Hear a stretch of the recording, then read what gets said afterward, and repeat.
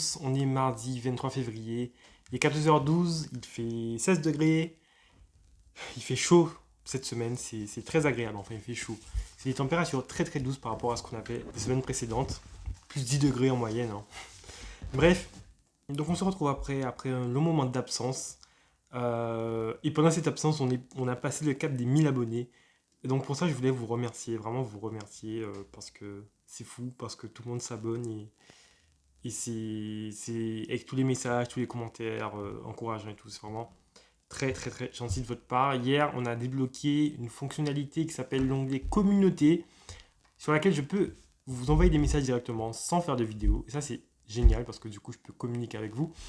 Et du coup, j'ai fait un sondage hier pour connaître le sujet de la prochaine vidéo. Et donc, aujourd'hui, on va parler des bulletins de lycée. Voilà. D'après vos choix, il y a eu 450 votes. Et du coup, on va parler aujourd'hui des bulletins du lycée, de mes bulletins de lycée. Et je vais essayer de répondre à vos questions sans connaître vos questions, mais vous expliquer un peu qu'est-ce qui va compter pour les prépas sur Parcoursup. Et je parlerai aussi de la fiche à venir en fin de vidéo parce que ça aussi c'est important. Donc en gros sur Parcoursup, il y a 5 bulletins qui vont intéresser les prépas. C'est autant les 3 bulletins de première et les 2 premiers bulletins de terminale, c'est-à-dire premier et deuxième trimestre. Donc en gros, ce qu'ils vont regarder, les prépas, c'est l'évolution sur 2 ans. Donc quand ils auront vos dossiers, ils vont regarder à ce que sur les 3 années, enfin les 3 années, les 5 bulletins, il y a une certaine constance dans les moyennes. Aussi, pas une baisse significative qui ne s'arrête pas en fait. Genre, après un trimestre, vous arrêtez de bosser cette matière-là et puis deuxième trimestre, troisième trimestre, c'est fini. Et surtout de la progression en fait. La progression, ça c'est beaucoup regardé sur les 5 bulletins parce que en prépa, en fait, ce qu'on nous demande, c'est surtout de progresser avant tout. Aussi, ce qu'on va demander, un équilibre dans les matières, que ce soit littéraire ou scientifique. Il faut bosser toutes les matières. Donc en fait, il ne faut pas être 100% scientifique et avoir rien sur le reste. Ça, c'est très important. En fait, le problème, c'est que tous ceux qui vont demander des prépas scientifiques, je parle des prépas scientifiques, MPSI, PCSI, PTSI, tous auront un excellent niveau scientifique, évidemment. Ça va jouer aussi sur le classement en fait, parce que les élèves ils vont être classés. Vous aurez des milliers de candidats, mais il y a moins d'une centaine de places. Ça dépend des lycées. À Janson, il y avait historiquement 192 places, sauf que l'année prochaine on passe à 144 places. Ouais, 144 places parce qu'il y a une classe de MPSI qui devient une MP2I. En fait, ça va jouer dans les classements. Pourquoi? Parce que entre deux élèves qui ont le même niveau scientifique, pour les départager, ce qu'ils vont regarder, c'est le reste, justement. Les matières littéraires, les matières qu'on pense abandonner au lycée, mais qu'il ne faut pas abandonner, parce qu'elles sont importantes. Et donc, ça va jouer sur les classements. Et un élève qui aura un meilleur niveau littéraire, ben, il va être mieux classé qu'un élève qui aura un moins bon niveau littéraire. J'ai un très bon exemple d'un ami qui est dans ma classe, qui a été accepté à 2 jours de la rentrée, je crois. Il avait un excellent niveau scientifique, mais un moins bon niveau littéraire. Et finalement, aujourd'hui, là, il est parmi les premiers. Pour vous dire aussi que être accepté à la fin de la procédure, ça veut rien dire aussi. Parce qu'aujourd'hui, il est parmi les premiers de la classe. C'est juste que son niveau littéraire pêche, en fait. Voilà. Mais c'est quand même important. Donc, en gros, dans l'ordre de priorité, entre guillemets, donc il y aura évidemment les matières scientifiques, donc maths, physique, SVT éventuellement ou SI si vous en faites, mais je pense que c'est pas, si vous avez ça en première, faut pas le garder en terminale parce que c'est pas important par rapport aux matières physiques. Les options maths experte et tous les trucs bizarres de la réforme que je ne connais pas. Ça sera regardé évidemment. Ensuite, au niveau des matières littéraires, ce qu'ils vont regarder, c'est l'anglais et la philo aussi, notamment. Le bac de français également. Bon, le bac de français qui n'a pas trop eu lieu l'année dernière. Mais bon, pour nous, c'était le cas. Donc, ça, c'est regardé parce que c'est la seule épreuve où on est en condition. En fait, c'est la seule épreuve qu'on passe avant les résultats de Parcoursup, en fait, parce que les résultats sont en mai et on n'a pas encore passé le bac. Bon, finalement, on n'a pas passé le bac, mais bon, je pars en condition normale. Donc l'anglais c'est regardé parce que ça compte beaucoup en prépa.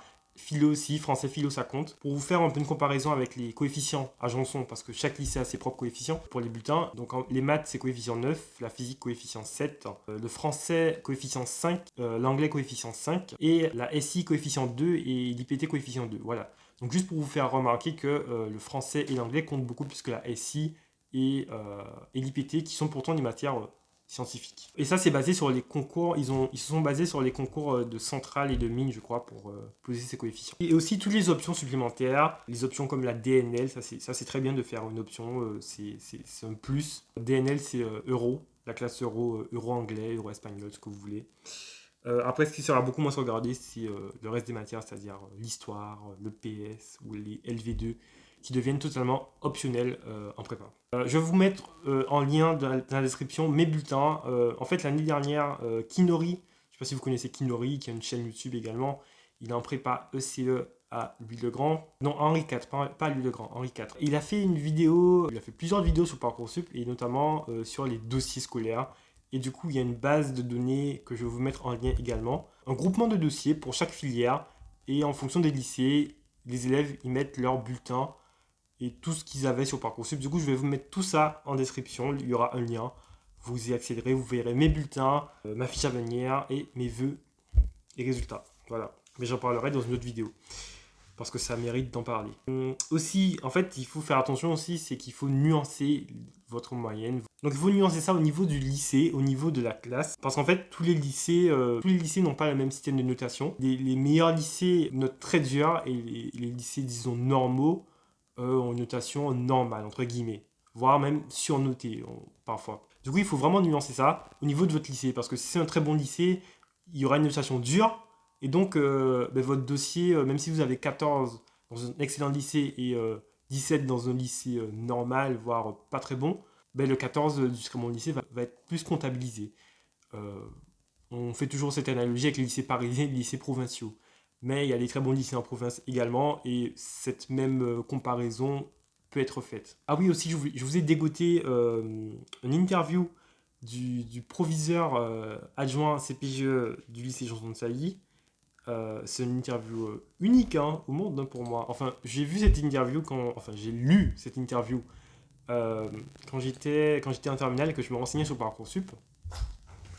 Et en fait, il explique comment recrute. Le titre de l'article, c'est comment recrute les lycées prestigieux.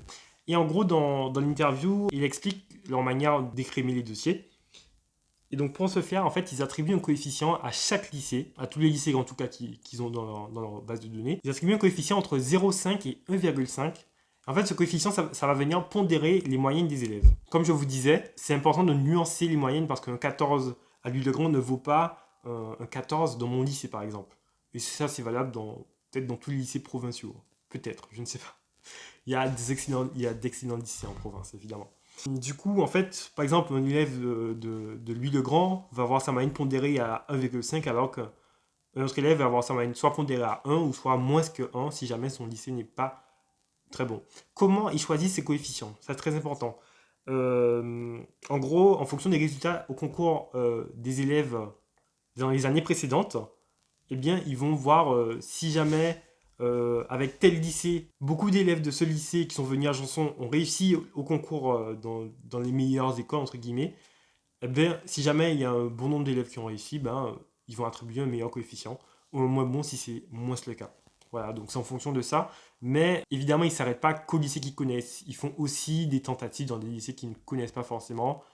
Et voilà quoi, ils ne sont pas limités non plus au seul lycée qu'ils connaissent. Je ne sais pas s'ils connaissaient mon lycée de Guadeloupe, mais en tout cas, je suis quand même la preuve que en venant de très très loin, on peut intégrer Janson. Voilà. Aussi, une chose très importante, c'est qu'ils accordent la même importance aux dossiers de première et de terminale. Donc les 5 bulletins sont évalués à la même importance. Aussi, ce qui est demandé, ce que redit le proviseur dans l'interview, c'est la constance sur la durée, la constance sur les 5 bulletins. Pour dire rapidement mes moyennes générales au lycée, en gros, je tournais entre 16 et 17. Donc en gros, comment ça se présente sur Parcoursup? Je vous montre ça un peu. Les bulletins, ils sont comme ça. Là, c'est du rouge parce qu'en fait, il y avait des erreurs. Des erreurs, je ne suis pas sûr qu'elles ont été corrigées d'ailleurs. Il y avait beaucoup d'erreurs sur Parcoursup quand les bulletins sont recopiés. En gros, ce qu'il y a sur les bulletins, c'est la moyenne par matière, la moyenne de classe, la moyenne haute et la moyenne basse. Et l'appréciation du prof. Sauf qu'il n'y a pas pour chaque bulletin, il n'y a pas de moyenne générale. Il n'y a pas de classement pour chaque bulletin non plus. Ça vient bien après. Ça vient sur la fiche à venir justement, je vais en parler juste après. Vraiment, je vous invite vraiment quand vos bulletins seront sur Parcoursup, si ce n'est pas une urgence, je crois que vous avez jusqu'à vos lycées ont jusqu'à fin mars pour les mettre. Vraiment, regardez à ce qu'il n'y ait pas d'erreur, parce qu'il y a souvent des erreurs qui se glissent. Il faut le signaler à vos lycées pour qu'elles soient corrigées. Et donc maintenant, on en vient à la fiche à venir, parce que c'est très important également. En gros, sur la fiche à venir, qu'est-ce que vous avez? Vous avez pour chaque matière la moyenne des 5 trimestres, une appréciation générale que les profs auront écrit spécialement pour la fiche à venir, et le rang. Donc la moyenne, elle est sur les 2 trimestres et le rang, il est sur les 2 trimestres de terminale. Voilà. Ça, c'est très très important parce qu'en gros, ça, vraiment, c'est un bon résumé, je dirais, de l'année de l'élève au lycée. Voici ma fiche à venir à moi. La fiche à venir, vous ne la verrez pas avant mai, avant les résultats de Parcoursup. Elle est confidentielle, entre guillemets, jusqu'aux résultats de Parcoursup. En gros, les lycées, ils la remplissent avant, évidemment, les résultats, ils la remplissent avant que les dossiers soient envoyés. Nous, la seule chose qu'on voit, qu'est-ce qu'on voyait à l'époque? Je crois qu'on peut juste voir si elle a été saisie. Et je suis même pas sûr qu'on voit les... Non, je crois qu'on voyait rien d'autre. C'est seulement au moment fatidique des résultats qu'on voit notre fiche à venir. Donc dessus, vous aurez les appréciations, les notes et les rangs, comme je disais. Aussi d'autres choses. Donc il y a une rubrique éléments d'appréciation saisis par le professeur principal. Et donc là, il va donner un avis sur 4 critères. Vos méthodes de travail, votre autonomie, votre capacité à s'investir et votre engagement citoyen. Et aussi, ensuite, il y a l'appréciation du chef d'établissement, donc qui va vous attribuer une appréciation. Et à la fin, avis du chef d'établissement, donc il va donner un avis sur votre capacité à réussir et le niveau de votre classe. Voilà. Et ça aussi, notamment, ça va permettre aux prépas en fait, de nuancer les moyennes de tous les élèves parce qu'ils viennent de tout plein de lycées différents dans toute la France, mais dans lesquels le niveau est très différent à chaque fois. Et donc, avec le niveau de classe donné par le chef d'établissement, ils peuvent, entre guillemets, nuancer d'une certaine manière. Je sais pas si j'ai tout dit, mais j'espère que j'ai tout dit. Donc, vous aurez en description le lien avec bulletin, résultats de Parcoursup et fiche à venir. Et aussi, je vous mettrai le lien de l'interview du proviseur où il parle notamment de la manière de recruter de Janson de Sailly. Voilà. Bon, sur ce, j'espère que cette vidéo vous aura plu. Donc si vous avez des questions, n'hésitez pas à poser des questions en description, en commentaire.